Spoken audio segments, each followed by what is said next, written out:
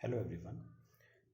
अच्छा, कल हमने डिपॉजिट्स क्या होते हैं हमने देखा, सेक्शन 2 सब सेक्शन 31 हमने देखा। फिर डिपॉजिट्स में क्या क्या नहीं आएगा वो हमने देखा, है ना। टोटल हमने अभी तक 15 पॉइंट्स हमने कर लिए हैं जिनको डिपॉजिट्स नहीं माना गया है, रूल 21C। अच्छा, अब मैं आपको ना 15 पॉइंट करा रहा हूं। सिंपल सा पॉइंट है, क्या कहता है देखो, amount received as advance for sale of immovable property. तो देखो, any amount received as advance for sale of an immovable property provided that such advance is adjusted against such property in accordance with the terms of agreement। मैं आपको मतलब इसका समझाता हूं। देखो, example देखना।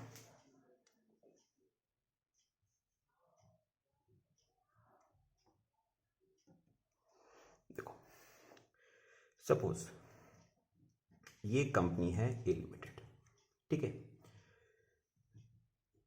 ये एक पर्सन मिस्टर एक्स के साथ, ये एक पर्सन मिस्टर एक्स के साथ, ठीक है, कॉन्ट्रैक्ट में एंटर हुई for sale of immovable property, ठीक है। दोनों के बीच में कॉन्ट्रैक्ट हो गया। अब पता क्या हुआ, अब मिस्टर एक्स ने ए लिमिटेड को एडवांस दिया।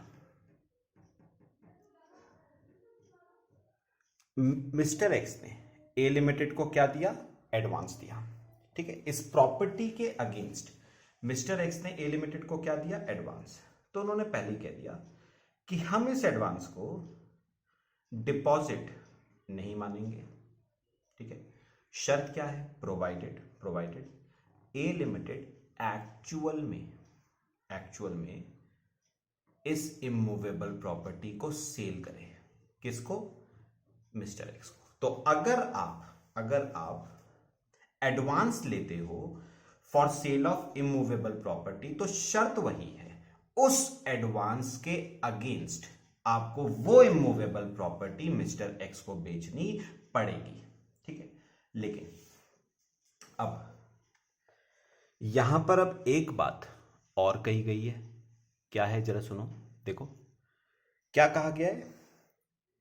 However, if the amount received as advance becomes refundable due to the reason that company accepting the money does not have necessary permission or approval। पता है इसका क्या मतलब हुआ? अब हुआ क्या, ए लिमिटेड ने मिस्टर एक्स के साथ इमूवेबल प्रॉपर्टी बेचने का कॉन्ट्रैक्ट तो कर लिया, एडवांस भी ले लिया। बाद में पता चला ए लिमिटेड को कि ए लिमिटेड के पास इस इमूवेबल प्रॉपर्टी को बेचने की परमिशन, बेचने का अप्रूवल था ही नहीं। अब क्योंकि ए लिमिटेड के पास इस इमूवेबल प्रॉपर्टी को बेचने का परमिशन, अप्रूवल नहीं था, तो ए लिमिटेड को ना ये एडवांस मिस्टर एक्स को क्या करना पड़ा? रिफंड करना पड़ा। तो ए लिमिटेड को अब ये एडवांस मिस्टर एक्स को बताओ क्या करना पड़ रहा है? रिफंड करना पड़ रहा है। ऐसे केस में अब गवर्नमेंट ने क्या कहा? गवर्नमेंट ने कहा, अगर आपने इमूवेबल प्रॉपर्टी के अगेंस्ट एडवांस लिया, ठीक है, और बाद में जाके वो एडवांस आपने रिफंड करा, तो हम उस एडवांस को फिर डिपॉजिट मान लेंगे। क्यों? क्योंकि गवर्नमेंट ने एक बात कहा कि अगर वो एडवांस होता ना तो वो रिफंड ना होता, क्योंकि वो डिपॉजिट है, मतलब लोन है। मुझे एक बात बताओ, एडवांस थोड़ी ना रीपे होता है, लोन जो होता है लोन की रीपेमेंट होती है। तो गवर्नमेंट ने कहा आपने पहले एडवांस लिया, बाद में वो एडवांस लौटा रहे हो, इसका मतलब हम मान के चलेंगे आपने वो एडवांस नहीं लिया था, आपने वो डिपॉजिट लिया था, जिसकी आप अब क्या कर रहे हो? रीपेमेंट कर रहे हो।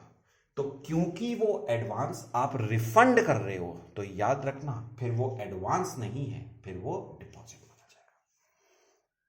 अच्छा, फिर 16th केस हमारा क्या आता है जरा देखो। 16th केस सिंपल सिंपल कुछ बातें हैं। Any amount received as an advance towards consideration for providing future services in the form of warranty और maintenance contract as per return agreement. मैं आपको एक सिंपल बात बताता हूं, सुनो। मैंने ना एक बार एक वेबसाइट डेवलपर से मैंने एक वेबसाइट बनवाई थी, ठीक है। वेबसाइट थी वो मुझे पड़ी थी 7,000 रुपीज की वो वेबसाइट थी। अब जो वो डेवलपर था ना, उसने मुझे कहा कि सर आपको टाइम टू टाइम इस वेबसाइट में कुछ एडिशंस करवाने पड़ेंगे, टाइम टू टाइम आपको इस वेबसाइट में कुछ चेंजेस कराने पड़ेंगे, ऑल्टरेशंस करवानी पड़ेंगी, आपको टाइम टू टाइम इस वेबसाइट में कोई डिलीशंस करवाने पड़ेंगे, ठीक है। तो आपको ना हमारे से एक एनुअल मेंटेनेंस कॉन्ट्रैक्ट भी लेना चाहिए, आपको ही बेनिफिशियल है। चलो मैंने कहा कोई बात नहीं, आपसे एक एनुअल मेंटेनेंस कॉन्ट्रैक्ट ले लेते हैं। मैंने कहा कितने रुपए का? उन्होंने कहा 5,000 रुपीज का। 5,000 रुपीज का क्या है वो? एनुअल मेंटेनेंस कॉन्ट्रैक्ट, ठीक है।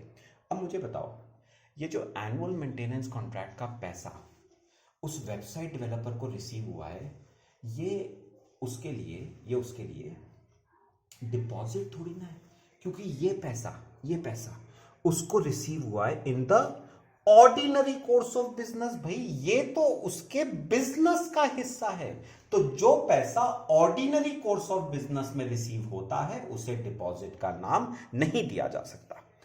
ऐसे ही B point, any amount received as an advance as allowed by any sectoral regulator or in accordance with directions of central or state government। अब मेरी बात सुनो, आपको कुछ पैसा मिला किससे?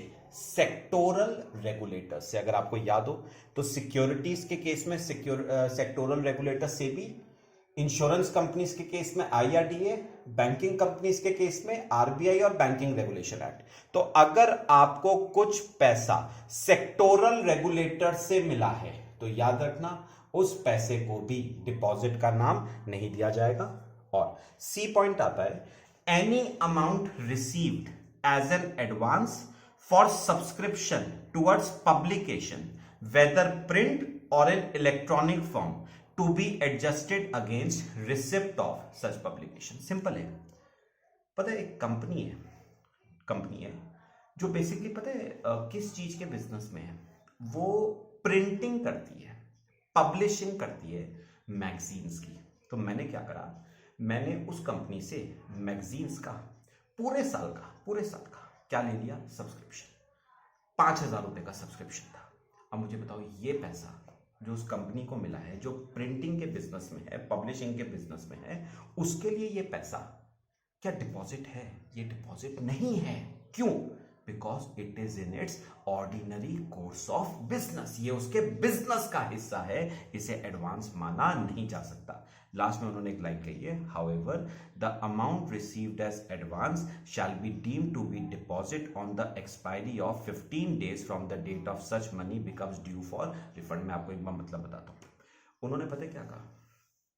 उन्होंने कहा सपोज ये जो पैसा आपको मिला है एज एडवांस, ठीक है, ये आपको ना किसी कारणवश लौटाना पड़ रहा है, ठीक है। तो कोशिश करो कि आप ये पैसा कितने दिनों के अंदर अंदर लौटा दो? 15 दिनों के अंदर अंदर लौटा दो। अगर आपने 15 दिनों के अंदर अंदर नहीं लौटाया तो 16वें दिन on the expiry of 15 days, 16वें दिन हम इस पैसे को क्या मान लेंगे? हम इस पैसे को डिपॉजिट मान लेंगे, ठीक है। अच्छा, टोटल 16 पॉइंट्स हो गए हमारे। अब आ जाओ, ये बचे हुए कुछ छोटे छोटे पॉइंट्स है, उतने इंपॉर्टेंट नहीं है। देखो क्या कहता है 16, amount brought in by promoters. अच्छा, उसने कहा amount brought in by promoters of the company by way of unsecured loan in pursuance of, ठीक है। मेरे को बताओ, प्रमोटर्स ने कोई भी पैसा अगर बिजनेस में क्या करा है इंट्रोड्यूस, तो उसे डिपॉजिट माना नहीं जा सकता। Amount accepted by Nidhi company. आपको अच्छी तरह पता है निधि कंपनी का काम क्या होता है, मैंने करवाया हुआ आपको। निधि कंपनी क्या होती है, जो अपने मेंबर्स से डिपॉजिट्स लेती है और अपने मेंबर्स को ही वो डिपॉजिट्स डिस्ट्रीब्यूट करती है इन द फॉर्म ऑफ लोन्स। तो मेरे को बताओ, अगर निधि कंपनी के मेंबर निधि कंपनी को कुछ डिपॉजिट्स दे रहे हैं तो उन्हें डिपॉजिट्स माना नहीं जाएगा एज पर रूल 21C। ठीक है। अमाउंट रिसीव्ड एज चिट, मतलब amount received by chit fund company, by chit fund company. अच्छा, चिट फंड कंपनी का भी ना बिजनेस काफी हद तक निधि कंपनी की तरह ही होता है। निधि कंपनी की तरह चिट फंड कंपनी भी अपने मेंबर्स से क्या लेती है, डिपॉजिट्स लेती है और उन्हीं मेंबर्स में वो डिपॉजिट्स क्या कर देती है, डिस्ट्रीब्यूट कर देती है। तो याद रखना, क्या चिट फंड कंपनी को जो पैसा अपने मेंबर्स से मिल रहा है एज डिपॉजिट, क्या उसे डिपॉजिट माना गया है, उसे डिपॉजिट माना नहीं गया है। Amount received under collective investment scheme, वही सेम चिट फंड की तरह। Amount received by startup company, क्या कहा है उसने, एन अमाउंट ऑफ ₹25 लाख और more received by a startup company. पता है स्टार्टअप कंपनी कौन होती है? स्टार्टअप कंपनी वो होती है जिसे इनकॉर्पोरेट हुए हुए 10 साल या उससे कम हुए हो।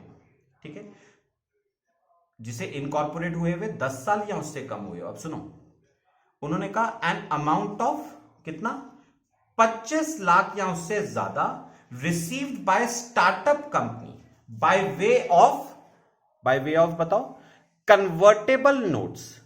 कन्वर्टेबल नोट्स का उन्होंने मतलब बताया, कन्वर्टेबल इनटू इक्विटी शेयर्स और repayable within a period not exceeding 5 years in a single tranche from a person. अच्छा, उन्होंने पता क्या कहा, उन्होंने कहा किसी स्टार्टअप कंपनी को अगर 25 लाख या उससे ज्यादा का पैसा कन्वर्टेबल नोट्स के थ्रू मिल रहा है, तो उसे डिपॉजिट माना नहीं जाएगा। मेरे को दोबारा बताओ, एक स्टार्टअप कंपनी को, दोबारा बताओ, स्टार्टअप कंपनी को कितना पैसा मिल रहा है, 25 लाख या उससे ज्यादा, किसके थ्रू, कन्वर्टेबल नोट्स के थ्रू। तो याद रखना उस पैसे को डिपॉजिट माना नहीं जाएगा। और लास्ट आता है amount receive from alternate investment funds, any amount received by a company from alternate investment fund, domestic venture capital funds, infrastructure investment trust, real estate investment trust, mutual funds registered with SEBI in accordance with regulations made by it, इसे आपके deposits माना नहीं जाएगा। तो total मेरे को बताओ कितने पॉइंट्स हमें पढ़ने हैं? 22 पॉइंट्स हैं। मैं ना आज आपको एक वीडियो अभी लॉ पे मैं आज और बनाऊंगा, उसमें ना मैं आपको एक पूरा चार्ट बना के बता दूंगा कि कौन कौन से ये 22 पॉइंट्स हैं। एक बार हम चार्ट बना लेंगे, फिर हमारा ये वाला टॉपिक क्या हो जाएगा, आज कंप्लीट हो जाएगा। ठीक है, चलो, थैंक यू।